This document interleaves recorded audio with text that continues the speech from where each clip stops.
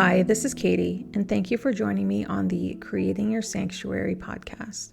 And this is a podcast about creating those little moments and space that support you.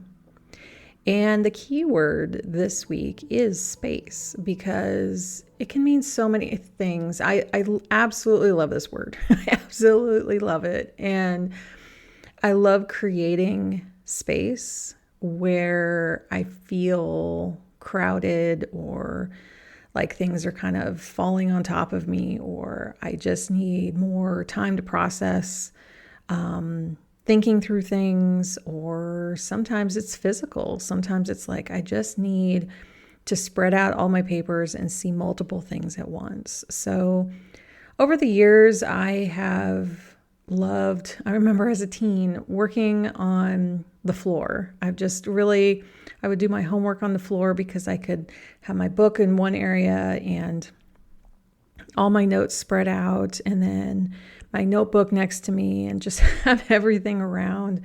And I remember kind of like making this like rainbow of like it's an arch around me of just all the things I needed. My special like pen or pencil bag I had at the time, my Trapper Keeper at the time.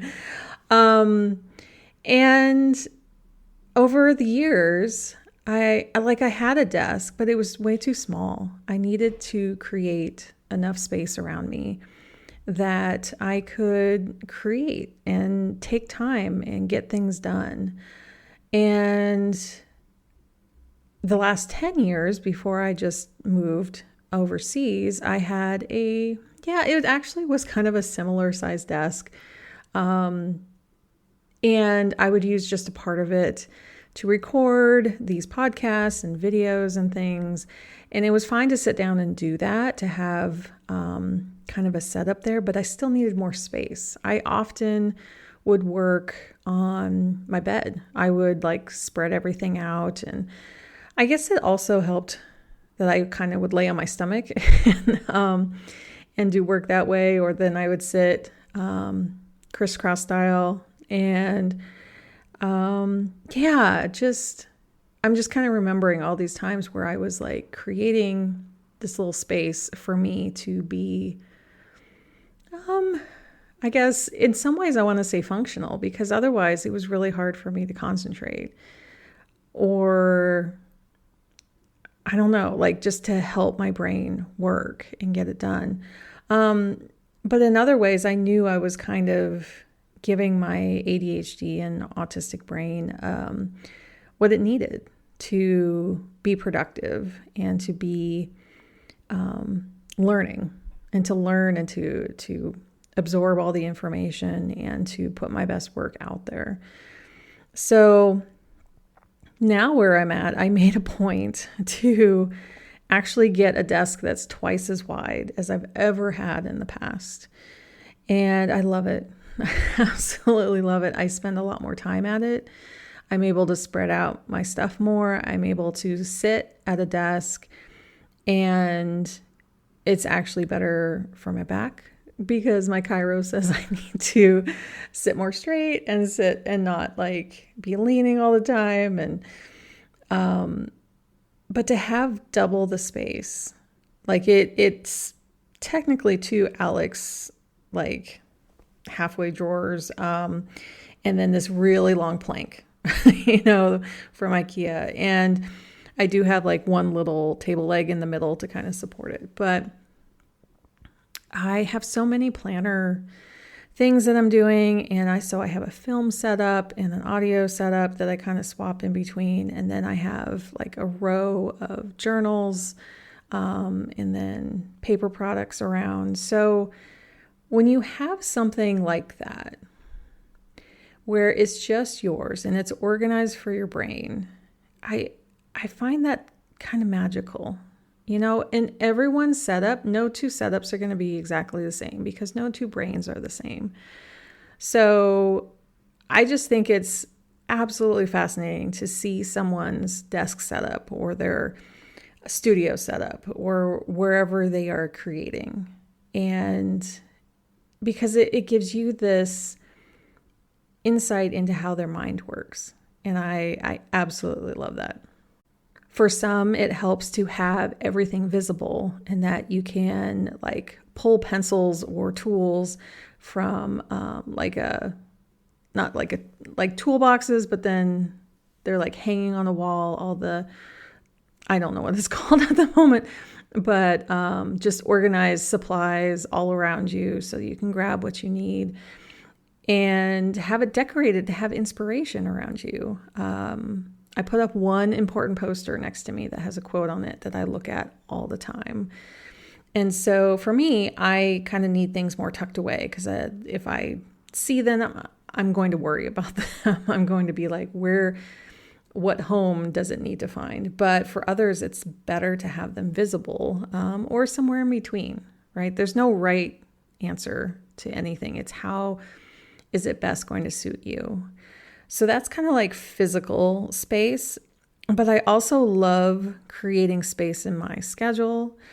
And like tomorrow, I'm going to go to my chiropractor, as I mentioned. And I find it really important to pad my day. And especially now that I don't have a car, I am like, at the whim of the bus. We've been having some ice lately, so sometimes they've been canceled. And so just having like, hey, I go early, I get the next bus, which will get me there in time, no problem. And I don't mind hanging out somewhere. And I would do this in the States as well, where I would drive somewhere and be at least 15 minutes early. And sometimes I would go in and they would get me in early. They'd be like, oh, you're early? Sure, come on in. And so it's not like a waste of my time. But even if they were still busy, it was a time where I could have a little quiet and kind of think to myself for like 15 minutes outside of my home, where I would look around and go, oh, I need to clean this, or I need to run the dishwasher, or I need to do this. It was a time where I was outside of that and I could just maybe ponder about something for my business or something that was coming up on the weekend. It would just give me that little space sometimes to kind of actually process through something. Or to the chiropractor tomorrow, they just offered me tea and I could sit and have a little conversation with the receptionist for a little while, who is darling, right? Like it's really intentional, the space that they set up, that you can kind of come in, take a moment, have some tea, have a quick chat, and it's this experience, right? So all these different examples are about space and how you experience it. And sometimes you need some mental space where you just need to think about other things.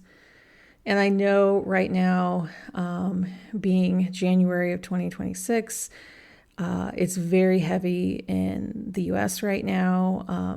We have a lot of friends and family there that we are concerned about. And you can't go at 100% of just taking in all that information all the time. You need to give yourself a break and take a little space for yourself, because the rest will help. The rest, like resting your mind, will help you be able to do something tomorrow. So taking time now, taking that space, reclaiming it as, this is where I take up space. This is who I am. This is my space that I'm in. This is my thoughts that I'm going to have. This is my joy that I'm going to experience. And having all of that, having that autonomy and that agency over your life can make you feel a lot better about what you can do and take action on. So I'll wrap this up here, but I want to hear from you. I do have a little link in my podcast if you ever want to send me a message of something maybe you have thought about during my podcast. It's always there. It is a message sent to me. I can't really respond back, but I love hearing from people.